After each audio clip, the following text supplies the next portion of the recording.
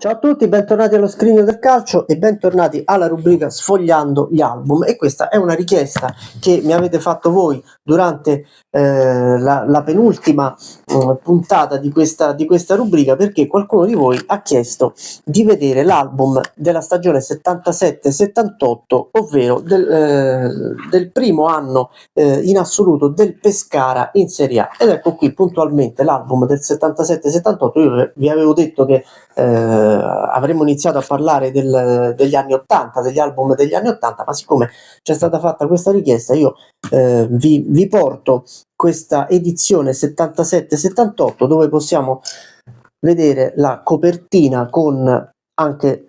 A me sono sempre piaciute le edizioni degli album con gli scudetti delle squadre della Serie A già in copertina, è un po' come l'introduzione al campionato, a cosa ci sarà all'interno dell'album. E oltretutto ci sono gli scudetti. Questa particolarità dell'album è che gli scudetti delle squadre, intanto, come potete vedere, sono scudetti più moderni già rispetto agli anni 60 e agli anni 70. Sono un po' gli scudetti che non tutti ovviamente, però ad esempio questo qui della Juventus, o quello del Genoa, quello della Fiorentina, quello del Bologna, adesso ve li faccio vedere, quello del Torino, quello del Milan, sono anche dell'Inter, sono un po' gli scudetti che poi abbiamo visto anche successivamente, magari un po' ritoccati, magari un po' modernizzati, però sono gli scudetti classici, mentre negli anni 60 si vedevano degli scudetti molto, molto antichi, molto diversi da quelli che abbiamo visto successivamente. Quindi abbiamo insieme al calendario, che è scritto in maniera minuscola, non so se dessero delle lenti di ingrandimento in dotazione con l'album, perché io non ci vedo nemmeno io qua le partite che si giocavano, perché il calendario è contornato appunto dagli scudetti, che vengono messi tutti insieme qui in ordine alfabetico e non nelle pagine delle squadre, che adesso vi faccio vedere qualcuna. Vi faccio vedere l'Atalanta, che è la prima, vedete? Questa è l'Atalanta, c'è la foto della squadra, ci sono ovviamente le figurine, le foto dei calciatori, ma non lo scudetto, che invece era nella pagina precedente, dove era il calendario. C'è Vavassori, che come tutti saprete alla fine degli anni 90, all'inizio degli anni 2000 ha allenato l'Atalanta e era stato anche allenatore delle giovanili. E c'è questa particolarità, intanto la solita greca,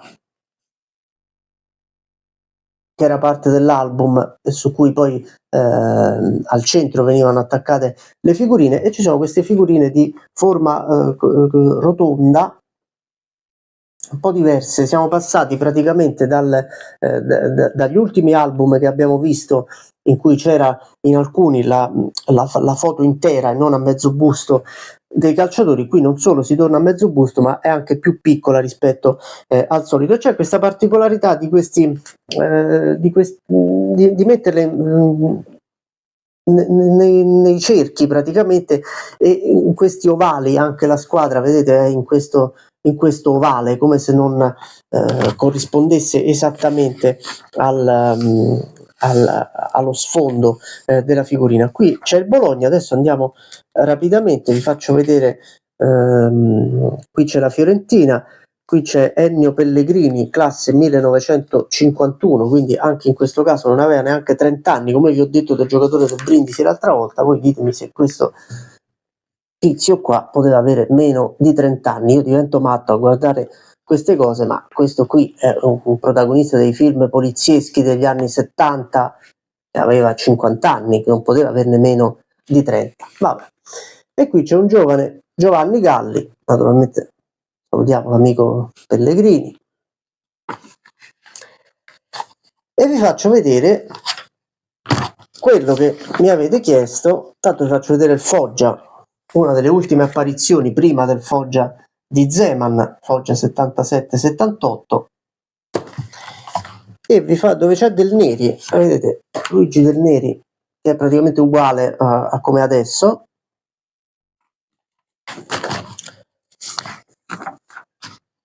e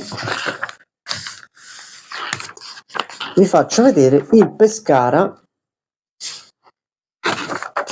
che mi avete chiesto. C'è il Perugia e c'è, eccolo qui, attenzione, attenzione, fermi tutti, il primo Pescara della in Serie A è questo qua, Pescara 77-78. Ovviamente mettete pausa al video quando volete, in modo che possiate ingrandire anche le facce, i nomi o anche la squadra, vedere quello che vi pare. Questo è il Pescara, classica maglia a righe verticali bianco-azzurre, direi anche un azzurro leggermente più scuro rispetto a come l'ho visto anche altre volte, che era una sorta di celeste, di azzurro comunque più chiaro. E invece la foto della squadra è con una delle maglie più storiche nella storia del Pescara, che ogni tanto il Pescara ripropone come seconda o terza maglia, cioè la maglia blu con la riga verticale laterale bianca o anche bianco-azzurra se il blu della maglia è molto scuro. Guardate qui la maglia veramente storica. Andiamo a leggerci anche qualche giocatore di questo Pescara che vi faccio vedere. C'è Zucchini, purtroppo venuto a mancare da qualche anno, e che è stato anche allenatore del Pescara. Ricordo quando sostituì Galeone nella stagione 92-93, ed era esattamente così, cioè i giocatori degli anni 60-70 erano uguali a 20 e 30 e poi a 50 anni. Ecco qui Zucchini, e io qui vedo soprattutto un giovane Gianni De Biasi, che è l'allenatore che insomma conoscete, il commissario tecnico dell'Albania, allenatore del Modena, allenatore del Torino. Eccolo qua sotto al portiere di riserva De Biasi. E io qui vedo anche Angelo Orazzi, che forse tanti di voi non conoscono. Io da romano ricordo come allenatore della Lodigiani per poco tempo in Serie C, e ricordo anche come allenatore dell'Ascoli all'inizio degli anni 90. E questo è il Pescara della stagione 77-78. Qui passiamo poi alla Roma, dove c'è anche dove sono anche già giocatori abbastanza conosciuti, abbastanza importanti. C'è un giovane Tancredi, c'è Di Bartolomei, esiste, adesso ve lo faccio vedere, c'è Bruno Conti. Questa è la Roma.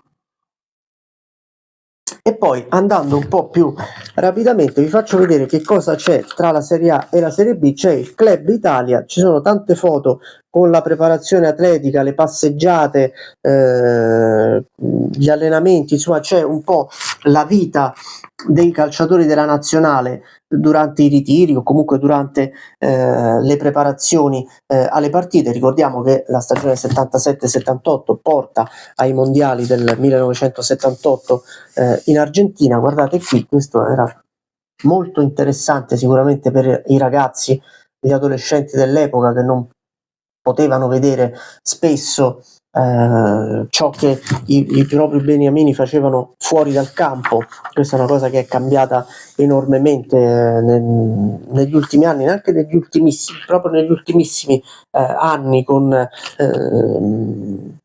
con i social, soprattutto con i servizi che vengono fatti dalle televisioni. Oggi veramente basta seguire un calciatore sui social e conoscere la macchina, la fidanzata, la casa, se hanno animali, se hanno figli, si vede qualsiasi cosa. Un tempo servivano questi approfondimenti per saperne qualcosa di più. Passiamo alla Serie B, ed è sullo stesso piano più o meno della Serie A, con gli scudetti non nella pagina dedicata alle squadre di Serie B, ma tutti insieme dove c'è il calendario. Quindi il calendario è circondato quasi come fosse un orologio dagli scudetti delle squadre. Adesso ce ne andiamo a vedere qualcuna, vediamo se c'è qualcosa di interessante. Ecco, c'è il Rimini, che poi abbiamo visto a metà degli anni 2000, c'è la Sampdoria e c'è la Cremonese. Finalmente vediamo la Cremonese, che è una squadra che è sempre stata un po' particolare, soprattutto per i colori, per questo grigio-rosso che in Italia non ha praticamente nessuno. Catanzaro, Cesena. Ecco qui Como e Cremonese, l'accoppiata lombarda in queste due pagine. Anche per la Serie B ci sono queste figurine vabbè, io dico una cosa brutta, però la dico a mo' quasi di lapide, e non capisco perché questo ovale nelle figurine. Forse era meglio la figurina classica rettangolare. Vabbè. Qui c'è il Lecce, dove ci sono gli indimenticati Lorusso e Pezzella, purtroppo deceduti pochi anni dopo, che vengono ricordati ancora oggi tutti gli anni dai tifosi del Lecce. Guardiamo rapidamente, vi faccio vedere una cosa della Sampdoria, che è intanto Pistoiese e Rimini, non proprio abitué anche della cadetteria. Ve le faccio vedere rapidamente, e vi faccio vedere nella Sampdoria c'è Marcello Lippi, che già era abbastanza esperto, eccolo qui.